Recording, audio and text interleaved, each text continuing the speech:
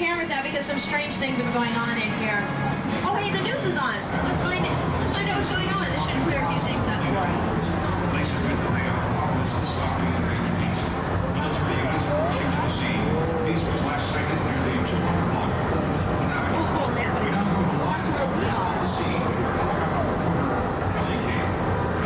We're now hovering above the wreck of a crushed L train. The helicopter beside us is searching for. Wait! There's a tramload of people down there. We've got to go down and order them. Attention, people on the tram. You are in danger. Repeat. Danger? Is she not sure? What do I see what's going on here? I can't quite tell.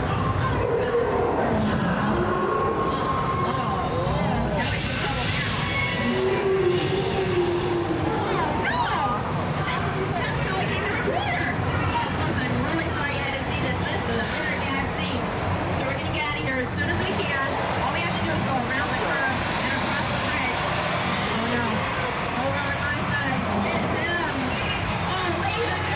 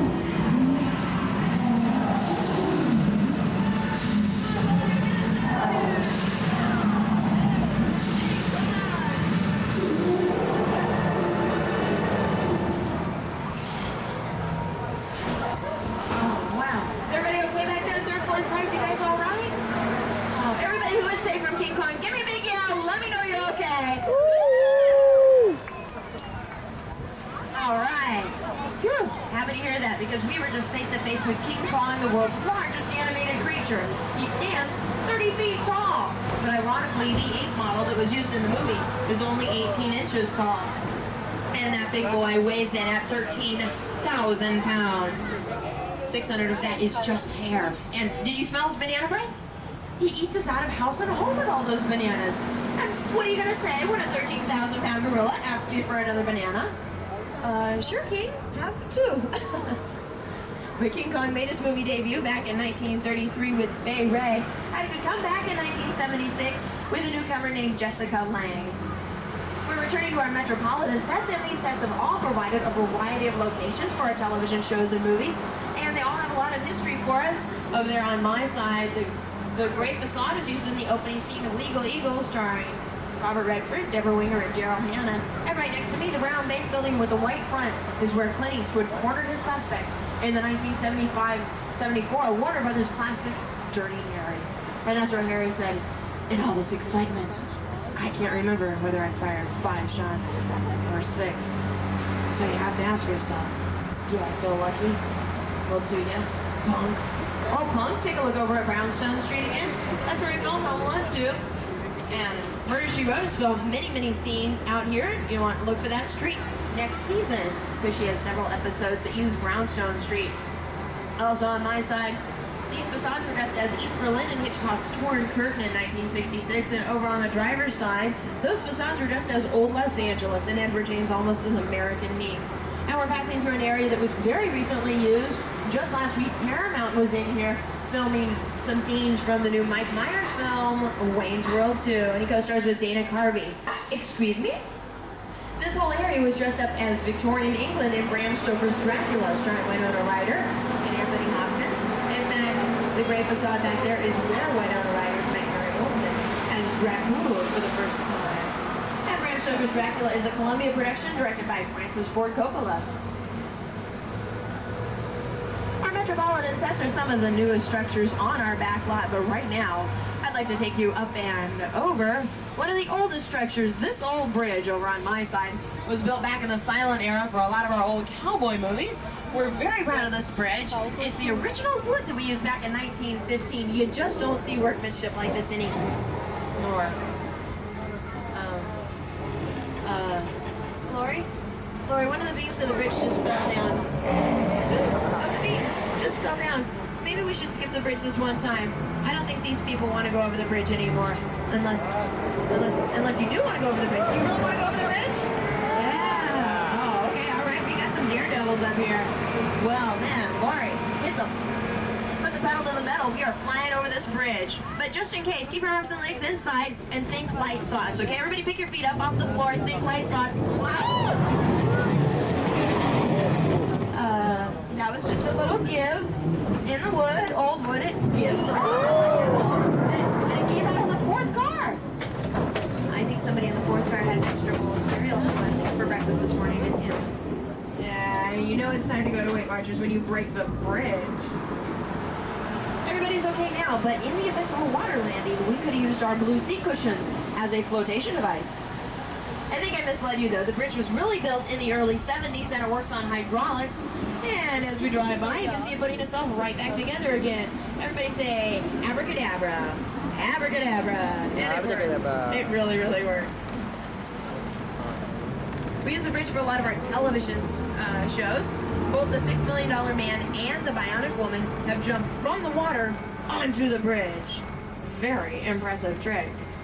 And we built the bridge way out here on our back lot because it looks like a remote area with all the trees and shrubs around it. But sometimes we're not fortunate enough to have exactly the right foliage that we need for our shots, so we'll send our art directors down to our greenery department just below us on the driver's side. And our greenery department houses 5,000 different varieties of plants. We like to use as many plants as possible on our sound stages. Our back lot will even take plants with us on location because plants add that extra bit of reality we like to show you in the movies. Very often in the movies, though, we're working against Mother Nature. If we need to create an autumn scene, but we're shooting in the middle of summer, then we'll have to use a vegetable dye to paint our leaves red, orange, yellow, or we'll use a green vegetable dye to spruce up the leaves that are wilting under the hot studio lights. But our greens department is great. They can create anything from your backyard lawn to a winter wonderland to a thick, dense jungle, just like we did in the hit movie Jurassic Park. And I'm glad that Jeep is still there. Over there on the driver's side, you can see the Jeeps that we used in Jurassic Park. And Jurassic Park is the #1 movie of 1993. We want to thank all of you for going to the movies, so we have a special treat for you over there on the driver's side. Elephants. Now, if we're really quiet, we can make the elephants dance to the Out of Africa theme.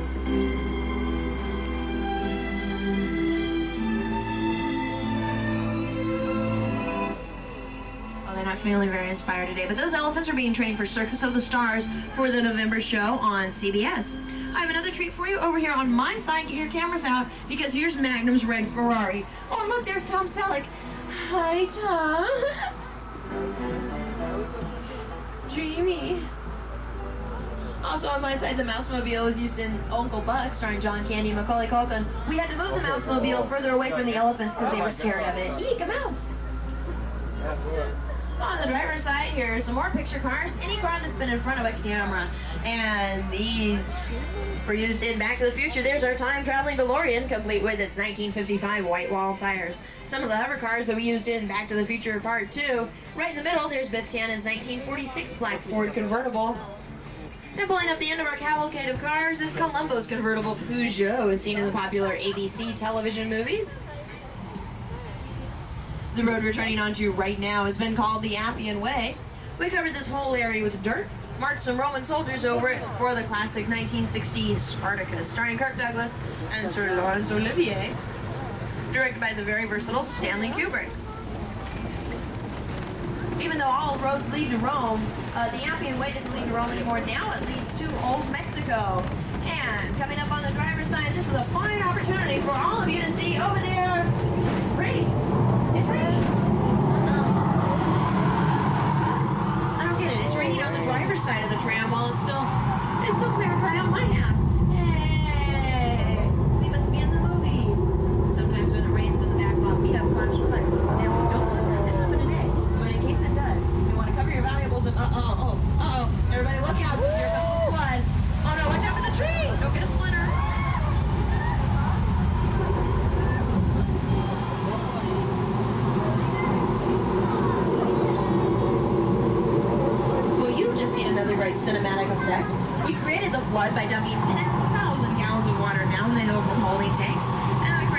with sprinklers that are mounted on top of the buildings and in the trees. We point the sprinklers straight up, so the rain falls down very naturally. And regular rainwater doesn't show up very well on camera, so when we're using rain in a production, then we have to add an extra white dye to the water, picks up a little bit better on film for you, the audience. All of our water is recycled, pumped back up the hill. And that tree back there works on hydraulics, it'll go up on cue. And it's made out of the same kind of wood that the bridge is made out of. Get this, they're both made out of Hollywood. Oh. Get your groans ready because the jokes only get worse. Here we are in old Mexico. A lot of our TV detectives chase their criminals south of the border. But it doesn't look very Mexican. Actually, we had a production crew in here a couple weeks back dressing it up as a Vietnamese village for the new miniseries Letters from Nam, based on Danielle Steele's book Messages from Nam, so look for that next fall. As we go from the Far East to the Old West. Oh, there on my side, that's the livery stable where Mae West met W.C. Fields in My Little Chickadee back in 1941. And yippee-ki-yay, buckaroos.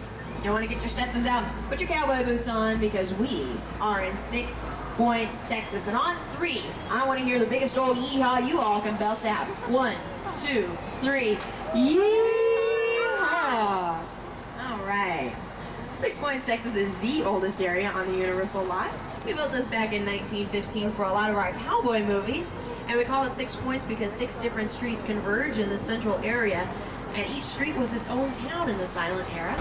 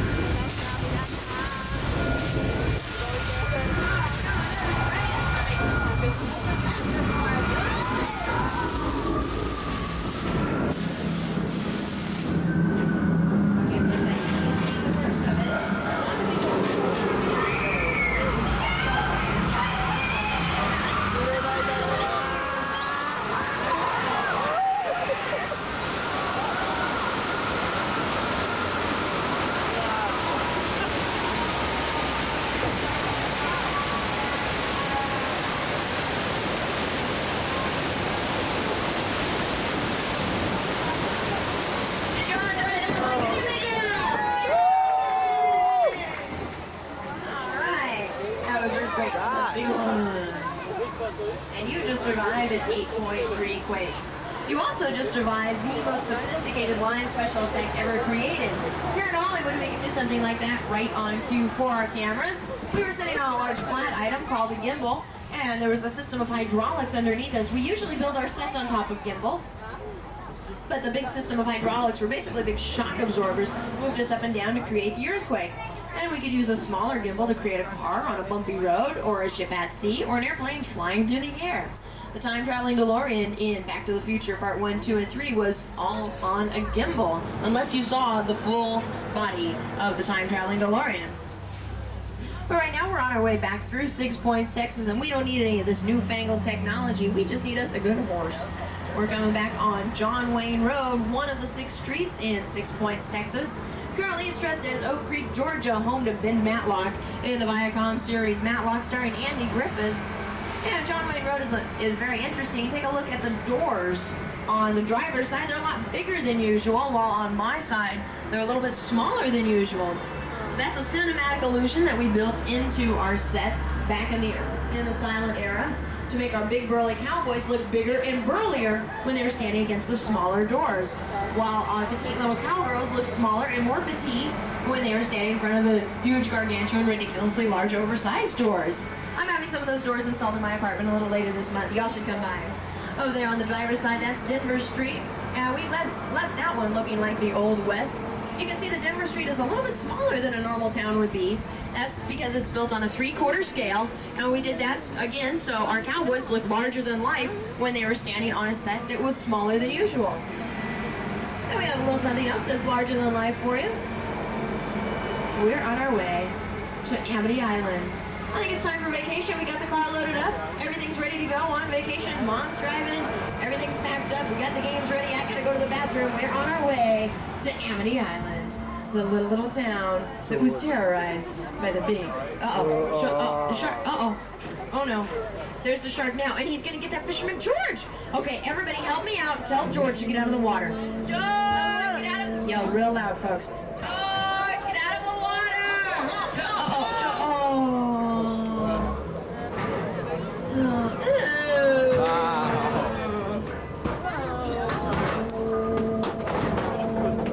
But it is high time we caught that pesky shark, so we hooked some bait out there at the yellow buoy. Let's see if he takes the bait. Hold on, everybody.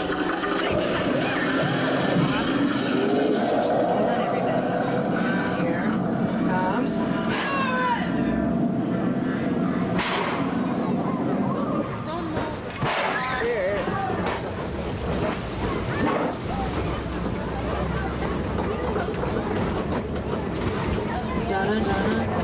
Everybody still got all their fingers and toes and arms and legs and heads.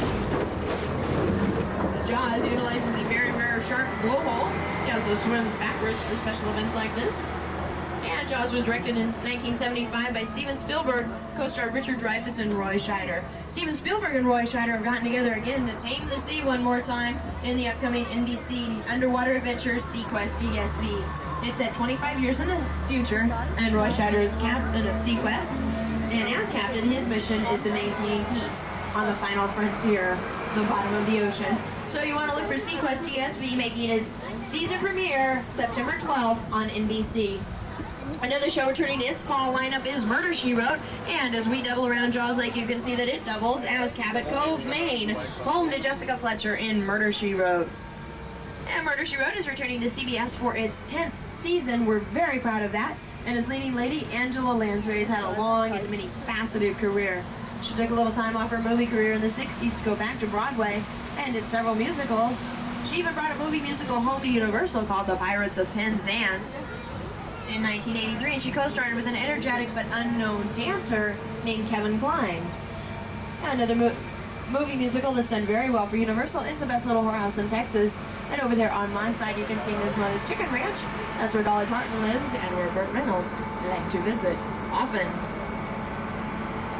Miss Mona's is a little different than the facades that we saw earlier. It's basically a real house, and we call it a practical set.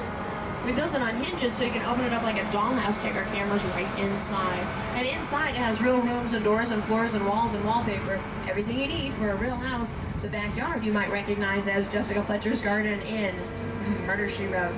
And you're bound to recognize many of these houses as we go into Colonial Street. We'll start with the houses on the driver's side. The yellow house with the gray trim was the sorority house, the National Lampoon's Animal House, starring John Belushi. And the gray house with the white trim is home to the Munsters, 1313 Mockingbird Lane, starred Fred Gwynn and Yvonne DiCarlo. And the yellow house with the white trim is home to the Hardy Boys in their television series. And the Hardy Boys could borrow a cup of sugar from Doris Day and James Stewart. That fine couple lived in the gray house with the yellow trim in the thrill of it all. James Garner drove his convertible right off the end of that driveway in that film into a swimming pool. A terrible waste for a convertible.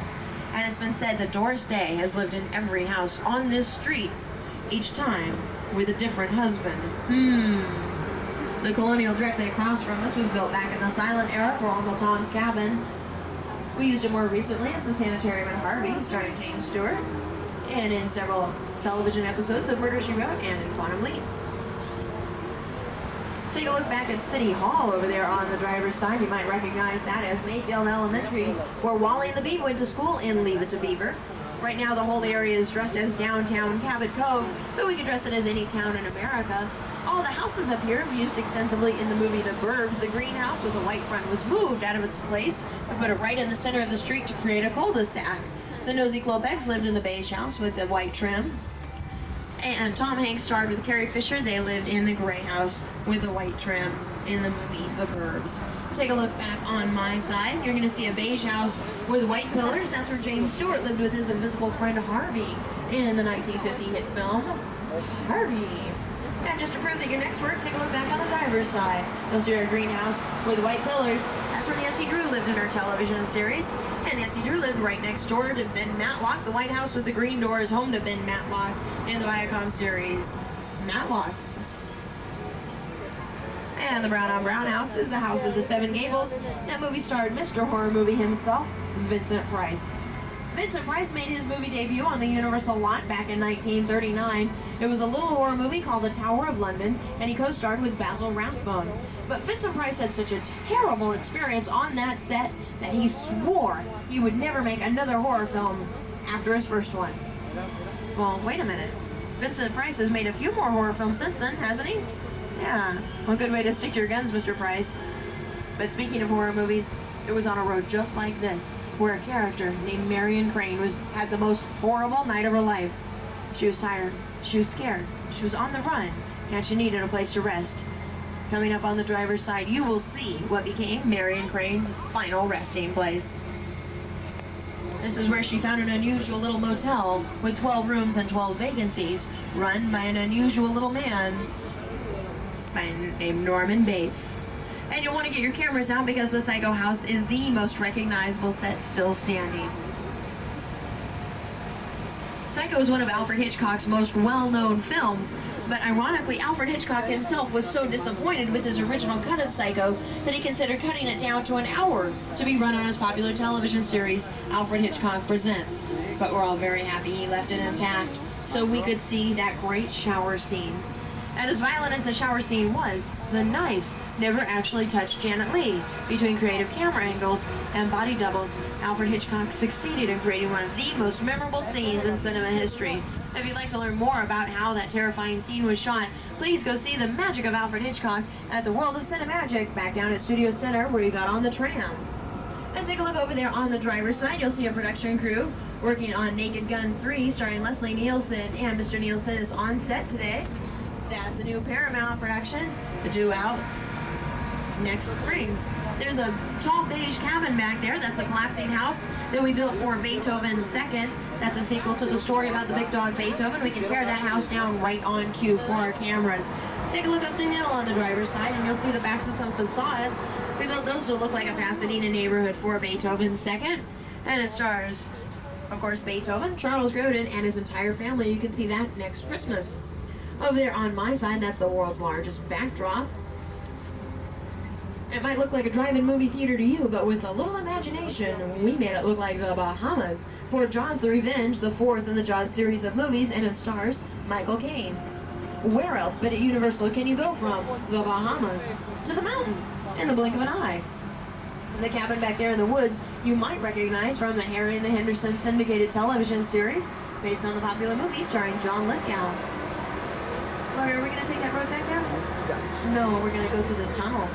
Ooh, you guys, we're going to go through the tunnel. Oh, I hope you're ready for this. Okay, this is a very precarious tunnel. Looks like it snowed a little bit last night. Snow in Hollywood is very precarious, or very erratic. So it knocked out the access road. We're going to have to go through this tunnel. There have been a lot of avalanches in here, so I'm going to ask everybody to be very, very quiet. Shh.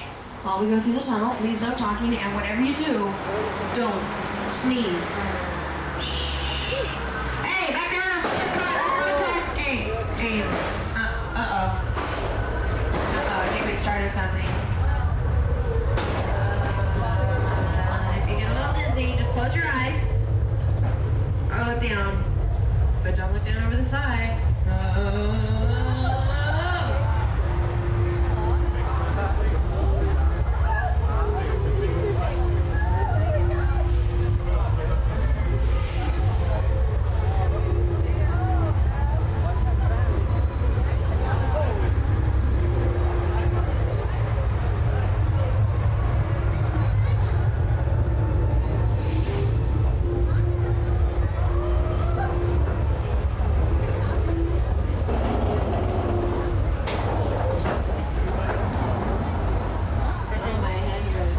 So dizzy. I wonder if that's where your clothes feel like in the dryer. Around and around and around. A woman sitting here yesterday said it felt like 3 martinis after a bad day. And everyone leaning to the left might feel a little silly when I tell you that this ramp stayed perfectly level and the walls just moved around us. But if that illusion got to you, don't feel too bad, because not even the $6 million man could make it through there.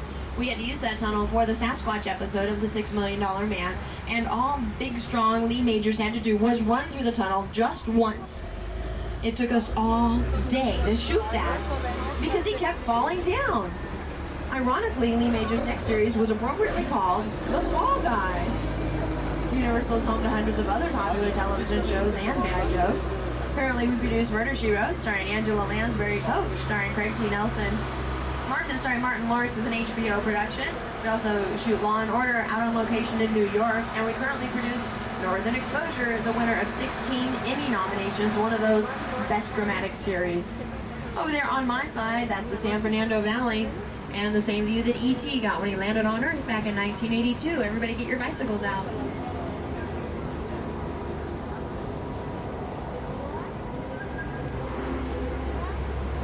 E.T. is still the most successful movie of cinema history, and our founder, Carl Laemmle, would probably like to know that, because when he brought his studio out here in 1915, he didn't have a lot of reason to believe movies would do very well. So being a good businessman, recognizing the value of a regular income, he kept his chicken ranch running so he could sell eggs to all the people who came in to see the movies being made. But he didn't have to work nearly as hard as he did, because he had great films like Jaws, E.T., and now Jurassic Park in his legacy.